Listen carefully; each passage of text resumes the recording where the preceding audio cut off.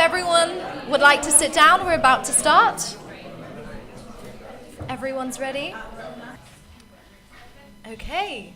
Hello, everyone. Thank you. Welcome to the Hustings for the Leadership Race 2019, hosted by myself, Nusha, and Annie, who is sitting to your right, or to your left. So, just a bit about how today is going to go. So, voting is now open for full-time and part-time officers who will lead the union next year. And there are 6 roles. We currently don't have a candidate for women's officer, so there will be a by-election. If anyone wants to apply, please do. Yes, and so voting is open now. It closes on 8th of March at 12. And if anyone in the audience has a question, please just write it down on the slip, then just put your hand up in the air, and a member of our team will come over and grab it from you. And then I will call out your names and you can ask your question. So, how we're going to structure today. Each candidate is going to be given a chance to introduce themselves.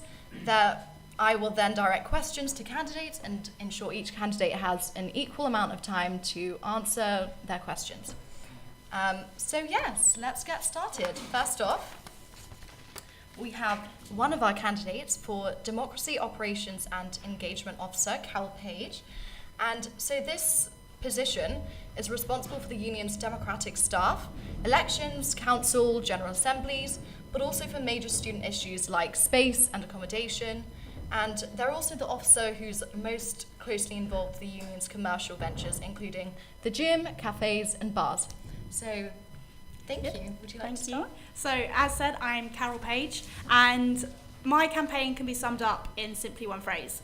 I want to make sure that student interests are kept at the heart of the Students' Union.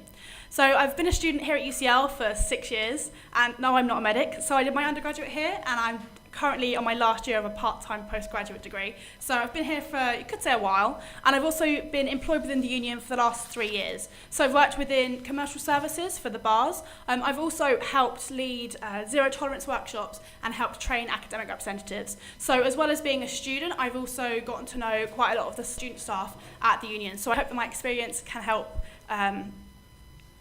me make useful and impactful things happen within the union. And yeah, so the reason why I want to keep student interests at the heart of the Students' Union is that there are a few very large decisions coming up, and that's involving with, say, space refurbishment. So where we are, Wolfson is actually going to close on the 4th of April and won't open again until September. And I want to make sure that this space, as well as the space upstairs, so the Phineas Bar, that students are actually satisfied with how it ends up. And so when I come in to office, fingers crossed, in July, I'll be able to help with those final decisions in the latter half of the summer.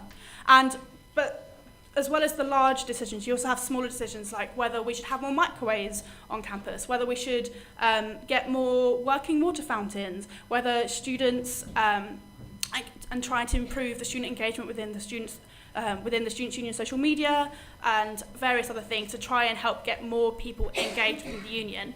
And I think student engagement is another really big issue that needs to be tackled, as this time last year, only 15% of students voted in the student union elections. And so far, as of this morning, only 3% had cast their vote in this union election.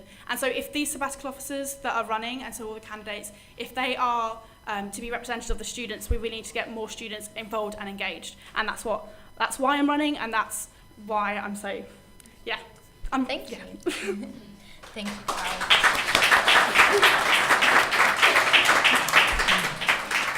Okay, so before we go to our questions from the audience, we have some pre-submitted questions. So, Carol, what union processes do you think are non-democratic, and how would you solve this? So I wouldn't suggest that, or to my knowledge, I wouldn't suggest that any union processes are non-democratic, because I do think currently the Students' Union does try its hardest to involve students and to involve student interests within the decision making. But I do think this can be improved. So an example of that would be the space consultation for the 25 Gordon Street, which occurred just a few weeks ago.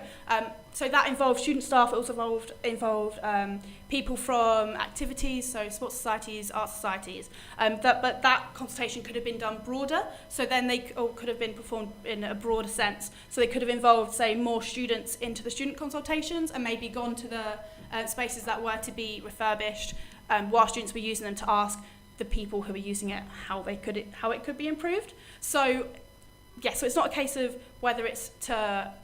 whether processes are non-democratic, it's how to make it more democratic.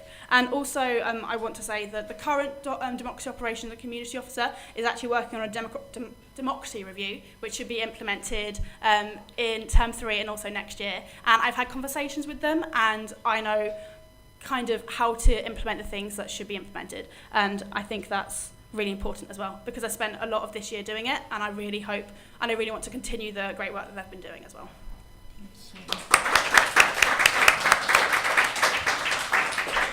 Okay, so let's turn to our first question from the audience. Sandra from Natural Sciences has a question. So Sandra, if you'd just like to put your hand up so we can find you.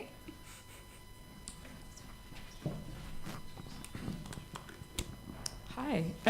So how would you work with other officers to enact the changes that you put in your manifesto? Thank you, Sandra. So I'm I love talking to people. I love getting to know the reasons why they're doing what they're doing, and I think that's really important when you become a sabbatical officer, to work very well with the team that you're working with, and to get those connections and to know what they're working on and how different officers can help. So as part of my manifesto, it says more microwaves, more kettles, and more working water fountains, because a lot of them at UCL are sadly broken, so we cannot use them. And so as part of that, I could be talking to the postgraduate officer to see how where microwaves, where water fountains can be better placed to serve the postgraduate community. I could also talk to the activities officer and discuss with them how different clubs and societies could use spaces that are currently being refurbished. So that could be talking to the activities officer about how Phineas could better serve sports teams, how the refurbished offices that are going to be on this floor could better serve clubs and societies. So it would be looking at how we could work together and how we could make sure that the different decisions made are being made by people who are fully informed on all the different avenues and things. Sorry. Okay, thank you. So I think that's the only question that we have from the audience. So thank you, Carol. Thank you so much. And yes, I think we're on to the next position now. Thank you.